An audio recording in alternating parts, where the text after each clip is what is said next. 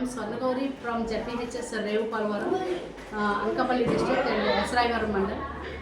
మా స్టూడెంట్స్ ఎక్కువగా trigonometric అప్లికేషన్స్లో sums చేసేటప్పుడు ఎక్కువగా స్టఫ్ ఫీల్ అవుతున్నారు, డిఫికల్టీ ఫీల్ అవుతున్నారు. ఎందుకు అంటే వాళ్ళు డయాగ్రామ్ గీయడంలోని నెక్స్ట్ యాంగిల్స్ని ఎలా ఫామ్ చేయాలో అవన్నీ స్టఫ్ ఫీల్ అవుతున్నారు.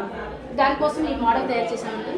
అది ట్రిగ్నోమెట్రిక్ అసలు అప్లికేషన్స్లో మెయిన్ మనకి మెజర్ చేయలేనటువంటి which we cannot measure practically అలాంటి సమ్స్ని మనం మెజర్ హైట్స్ అండ్ డిస్టెన్సెస్ కనుక్కోవడానికి ఇది వాడతాం.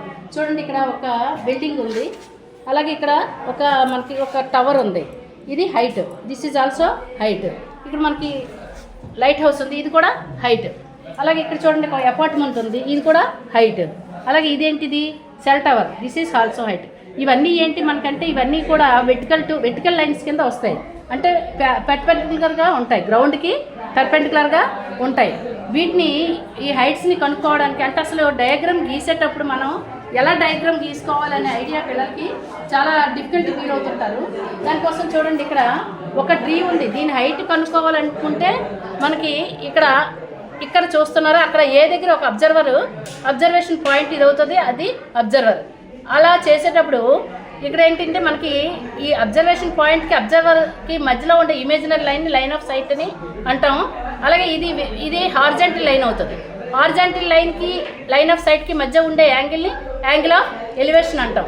అయితే ఇక్కడ ఒక రైట్ యాంగిల్ ట్రయాంగిల్ ఫామ్ ఉంది. హైట్ ఆఫ్ ద ట్రీ కనుక్కోవాలంటే మనం ట్రిగ్నోమెట్రిక్ రేషియోస్ని ఉపయోగించి ఒక రైట్ యాంగిల్ ట్రయాంగిల్ ఆపోజిట్ సైడ్కి అడ్జసెంట్ సైడ్కి మధ్యలో ఉండే రేషియో ఏంటంటే ట్యాన్. కాబట్టి ట్యాన్ 30 లేదా ఒక యాంగిల్ ఏదో వస్తే ట్యాన్ 30 ఆ ట్యాన్ 60 తీసుకొని మనం హైట్ ఆఫ్ ద ట్రీ కనుక్కోవచ్చు. లేదంటే foot of the tree and distance between observer and foot of the tree ఈ రెండు కనుక్కోవాలన్నా కానీ మనం ట్రిగ్నోమెట్రిక్ రేషియోస్ని ఉపయోగించి కనుక్కోవచ్చు. దీనికోసం చూడండి, ఇక్కడ ఒక టవరు ఒక బిల్డింగ్ ఉంది, ఒక టవర్ అండ్ బిల్డింగ్. ఇక్కడ ఒక ట్రయాంగిల్ షేప్ నేను తయారు చేశాను.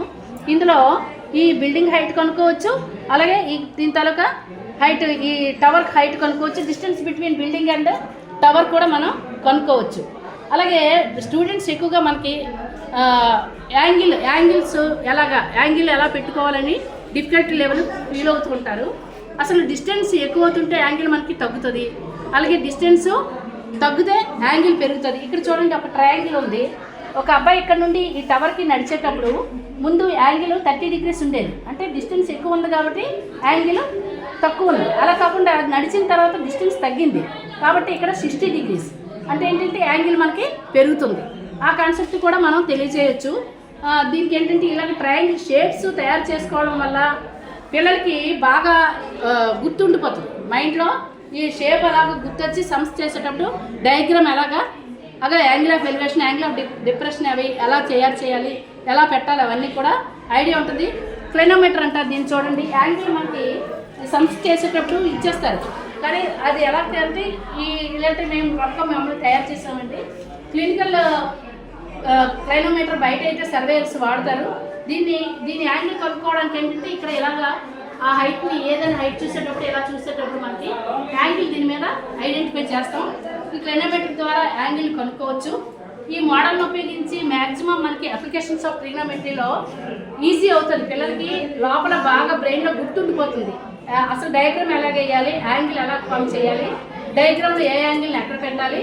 ఇక్కడ చూడండి, ఇక్కడ ఒక ల్యాడర్ ఉంది. ల్యాడర్ అనేది హైపోటెన్యూస్ అని, distance between building and foot of the ladder అనేది అడ్జసెంట్ సైడ్ అని, హైట్ ఆఫ్ ద బిల్డింగ్ మనకి ఆపోజిట్ సైడ్ అని, ఎక్కడ ఒక రైట్ యాంగిల్ ట్రయాంగిల్ ఫామ్ అయిందని తెలుస్తుంది. అలా ట్రిగ్నోమెట్రిక్ రేషియోస్ని ఉపయోగించి ఆ క్లైనోమెట్రీతో ఇలా చేయొచ్చు అనే ఐడియా అనేది పిల్లల్లో ఫామ్ అవుతుంది.